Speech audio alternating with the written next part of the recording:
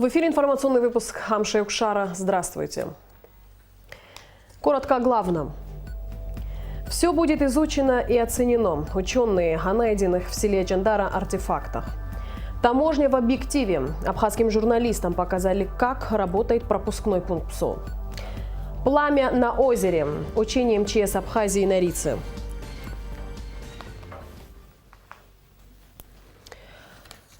В начале выпуска о кадровом назначении. Сегодня президент Абхазии Рауль Хаджиба подписал указ о назначении Шоуа Романа Юрьевича вице-премьером Республики Абхазия. Этим же указом Эшба Беслан Федорович освобожден от должности вице-премьера, согласно поданному заявлению. До назначения вице-премьером Роман Шоуа занимал должность заместителя директора фирмы «Флагман». В селе Чандара Гудаутского района житель Рустам Чхебелия, вскапывая землю на своем приусадебном участке, наткнулся на древнее захоронение, в котором находились останки человека, бронзовый шлем, наконечники, копья и другие украшения. Предположив, что найденные предметы представляют археологическую ценность, он обратился к президенту Абхазии. Как сообщает пресс-секретарь президента Нала Авицбак, глава государства распорядился отправить на место находки артефактов представителей Абхазского госмузея, Абиги и МВД. Все предметы были описаны и направлены на хранение в Национальный банк. При этом президент Рауль Хаджиба особо подчеркнул, что государство благодарно таким сознательным гражданам, которые помогают сохранить исторические находки для науки и будущих поколений. Найденные артефакты, как было уже сказано выше, находятся на хранении в Нацбанке. Нам для съемок они не были предоставлены. Ученые предполагают, что находка относится к периоду поздней античности и раннему средневековью. При оформлении ценных предметов присутствовали правоохранительные органы, археологи и директор Абхазского государственного музея Аркадий Джопуа. По словам Джопуа, материалы нужно для начала изучить, чтобы точно определить их ценность. Место, где было найдено захоронение, известный могильник, на котором велись раскопки известными археологами Михаилом Гумба, Аликом Габели, Александром Скаковым. Местные жители ачандарские, семья Чхебели, давно мы их знаем, потому что лет 10-12 тому назад там проводили археологические раскопки с коллегой Александром Юрьевичем Скаковым. Мы с ним в очень хороших отношениях, и поныне, и они сообщили нам, что найдены какие-то находки, и они приехали ко мне, и словесно, когда описали, я понял, что там на самом деле есть хорошие вещи, и что это надо вывозить, и что надо это срочно делать, и, соответственно, я им посоветовал, чтобы они пошли к главе государства, и чтобы они доложили, что есть, а потом уже, чтобы могли бы это быстро организовать, и, соответственно, они пошли туда, и была организована, так сказать, экспедиция во главе с министром внутренних дел, и мы выехали на место, соответственно, они взяли специалистов, и сотрудники МВД, они сделали описание, как положено, по-ихнему все, как положено, и потом была дана команда, пока до изучения обстоятельств и, соответственно, решения каких-то вопросов, что эти материалы будут храниться в Национальном банке. Соответственно, потом эти материалы же будут переданы Абхазскому государственному музею. Ценность заключается именно в том, что это ручная работа. Там бронзовая игретка датируется 5-4 веком до нашей эры. Конечно же, такие игретки у нас в музее есть. Чаша восточного типа, там, нарисованы хищники, правда, поломанные, к сожалению. Но я думаю, что его можно реставрировать. Очень хорошие, ценные вещи. А золотые вещи, конечно же, там они, конечно, это ручная работа. Я думаю, что они все-таки импорт, это привезенные. В основном такая работа, за исключением этой диадемы, так сказать, шейная гривна, так называемая. Это, конечно же, местная работа, прототипы бронзовые не встречаются. И кольца, перстни, печатки, конечно же, аналогичные, они найдены, в более позднее время и в раннее время, эллинистического времени, 4-3 век. На сегодняшний день на таможенном посту ПСО работает около 140 человек в 4 смены. Служба, которую несут таможенники, сложная, ответственная и порой требует большой выдержки. Союзом журналистов Абхазии был организован пресс-тур на таможенный пост ПСО. Представители СМИ получили возможность практически весь день наблюдать, как сотрудники Государственного таможенного комитета Абхазии выполняют ежедневную работу на абхазо-российской границе и какие новшества появляются в их работе. Репортаж Сарисмыр. Шамба, Шарматава, Айба, Варами. Приступаем к работе. Вот так каждое утро ровно в 8:45 после переклички, которую проводит начальник таможенного поста ПСО Аляс Хишба, сотрудники приступают к своим обязанностям. Ежедневно службу здесь несут 27 таможенников. В каждом отделе работает по несколько человек. С недавних пор на посту была создана 4-сменная работа. По словам Аляса Хишба, это положительно сказалось на качестве работы, так как у сотрудников теперь есть больше времени для отдыха. С 15 января мы перешли на 4-сменку. Раньше была 3-сменка, в каждой смене было по 36 человек. Уменьшили количество человек в смене, но добавили 1 смену, и этим самым свободного времени, отдыха у людей больше стало, и работа стала полегче. Таможенный пост ПСО – это автомобильный, железнодорожный, пешеходный пункт пропуска через абхазо-российскую границу. На сегодняшний день здесь работает около 10 отделов. В их числе отдел таможенного оформления и таможенного контроля транспортных средств, отдел дознания и таможенных расследований, отдел контроля и доставки товаров. По словам заместителя начальника таможенного поста ПСО Тимура Ласурия, часто они сталкиваются с попытками граждан провести на территории Абхазии товар, купленный в большом количестве в магазинах беспошлиной торговли. Полностью специальный репортаж Сарисмыр смотрите сразу после новостей. Сотрудники МЧС Абхазии провели 2-дневные учения в Гудаутском районе вблизи озера Рица с целью совершенствования взаимодействия сил и средств при ликвидации последствий стихийных бедствий и чрезвычайных происшествий в горных условиях в зимний период. К учениям были привлечены Центр по проведению спасательных операций особого риска «Пламя», пожарно-спасательные отряды ряда районов и города Сухум. В учениях также принимал участие кинологический расчет поисково-спасательной службы Юга России. О ходе и итогах учений материал подготовленный пресс-службой спасательного ведомства страны.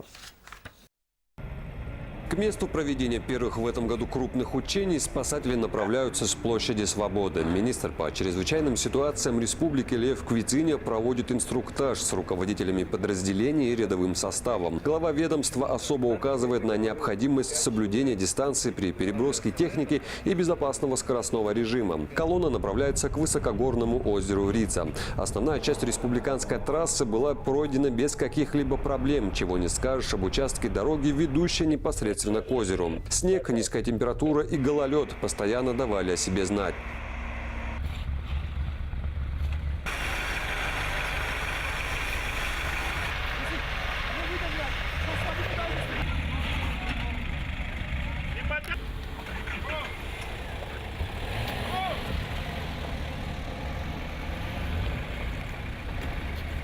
Конечным пунктом следования стал пологий берег озера Рица, неподалеку от государственной дачи Сталина. На месте началась комплектация оперативного штаба инвентарем, средствами связи, аудиоаппаратурой и автономным электропитанием, организация пункта питания и место размещения личного состава.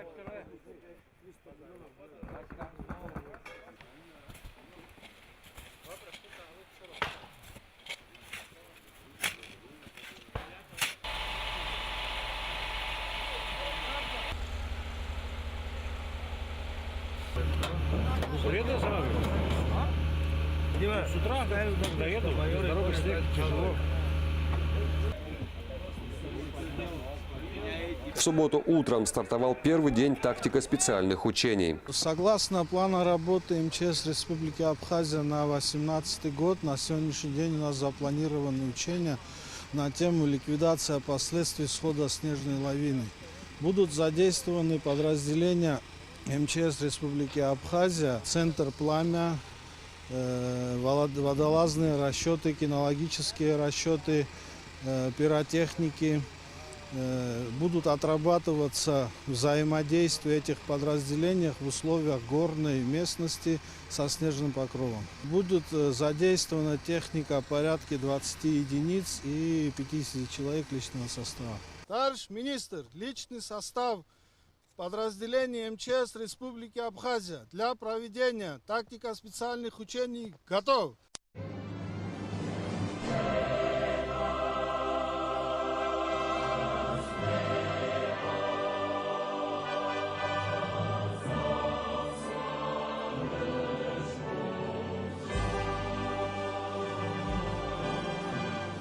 По легенде учения, на автотрассу возле дачи Сталина сошла снежная лавина, которая по ходу движения накрыла собой туриста, обрушилась на автостраду и сбила в озеро проезжавший автомобиль. Спасателям необходимо отыскать заваленного снегом человека, а также извлечь из воды блокированного в машине водителя. После предварительного осмотра места падения автомобиля в озере Рица водолазы опускаются под воду, температура которой не выше 3 градусов. Оперативными действиями пострадавший был деблокирован и доставлен на берег озера Рица на катере.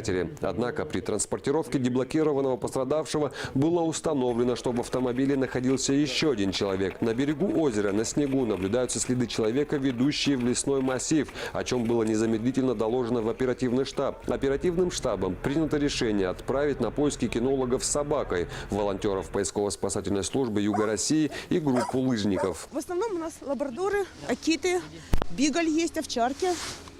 Вот, все они рабочие, аттестованные. То есть мы волонтеры, аттестовываем собак на базе МЧС. Все они с аттестацией. Вот сегодня что они будут делать? Сегодня они будут красиво показывать, как они умеют искать. Пострадавший человек был найден и доставлен в оперативный штаб, где последнему была оказана первая медицинская помощь. Это 9-й пострадавший найден, как понял? Принимайте его эвакуацию людей. Понял. Тем временем одна часть спасателей осторожно спускает пострадавшего от лавины, в то время как другие готовят площадку для его приема сверху и дальнейшей транспортировки. Учитывая, что заваленная лавиной дорога ведет к государственному объекту, руководством оперативного штаба по ликвидации ЧС было принято решение о деблокировании автотрассы от сошедшей снежной лавины путем взрыва последней.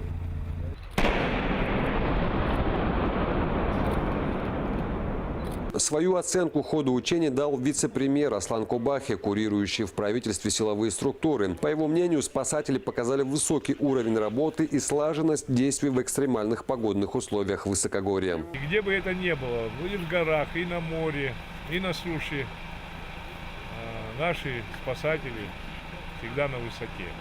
Это министерство, которое имеет очень большой авторитет в нашем обществе.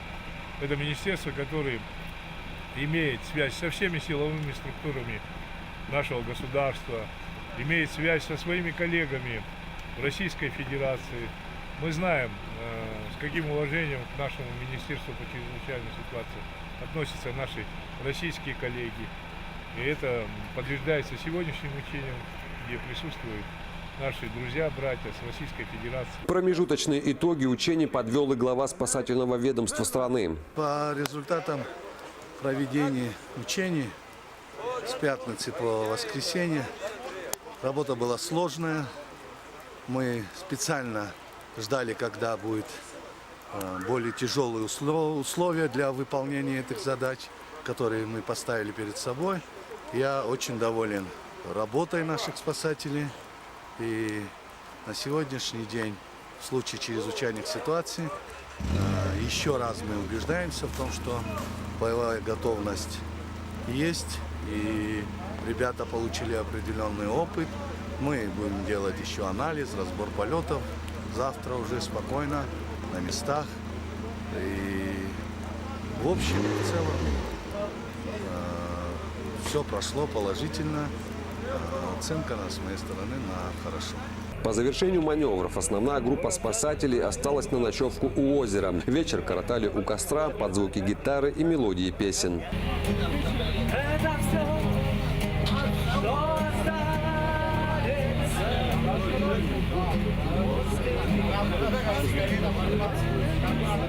Первые в этом году крупные учения спасателей завершены. Личный состав и техника направляются в места постоянной дислокации. Впереди детальный разбор итогов прошедших маневров в высокогорной Абхазии.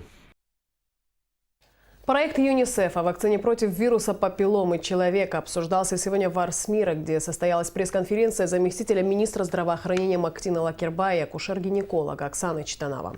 Новая вакцина на стадии внедрения в Абхазии и внесения ее в национальный календарь прививок. Все зависит от выводов медицинского сообщества страны. Репортаж Ирины Аршба. В десятку самых распространенных онкозаболеваний входит рак шейки матки. Специалисты утверждают, что болезнь вызывается вирусом папилломы человека, который передается половым путем. Существует множество типов вируса папилломы. Наиболее онкогенными считаются 4 из них – 6, 11, 16 и 18. Вакцина Gardasil эффективна как раз в отношении этих типов, и вакцинация может предотвратить развитие рака шейки матки и других опасных заболеваний, вызванных вирусом папилломы человека, говорят специалисты. Можно с уверенностью сказать, что причина рака шейки матки в 100% этиологическим фактором является вирус папилломы человека.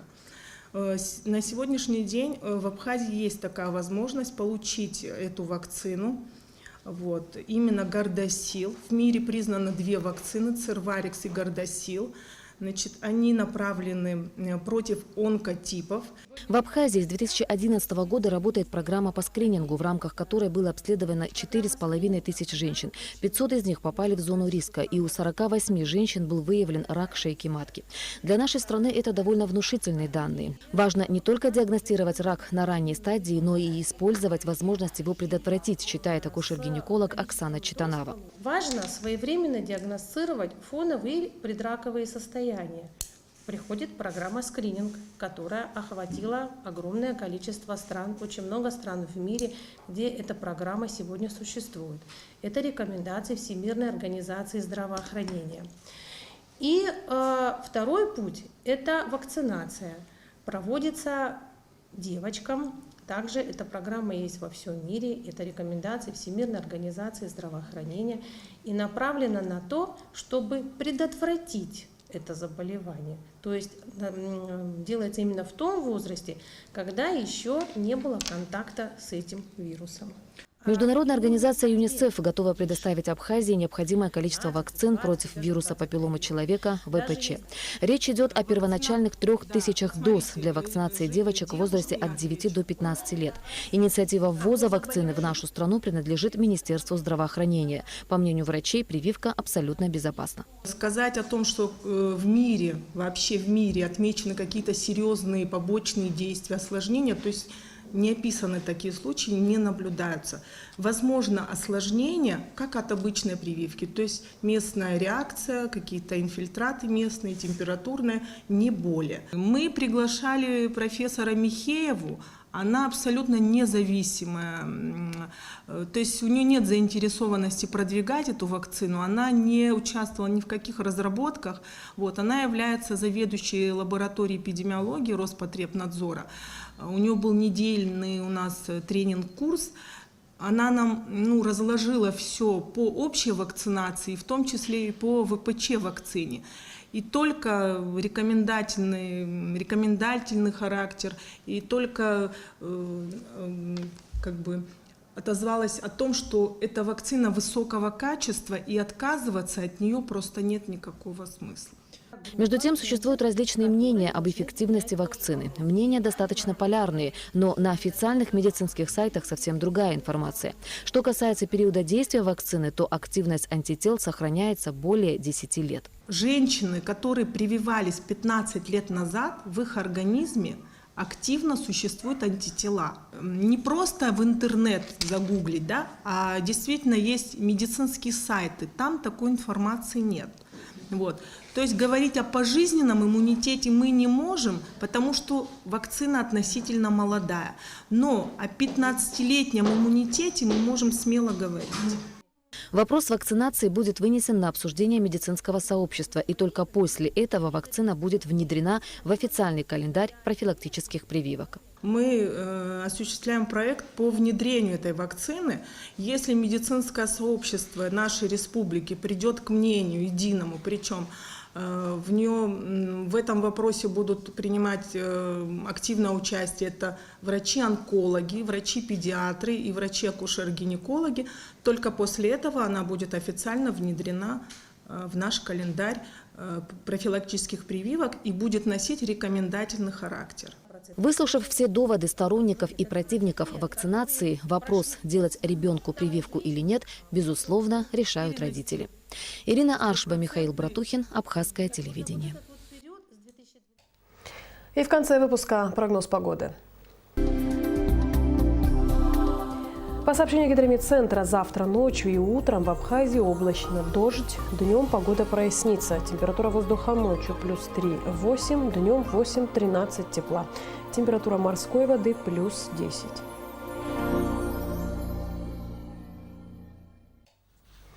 На этом наш выпуск завершен. Всего доброго и до встречи в эфире.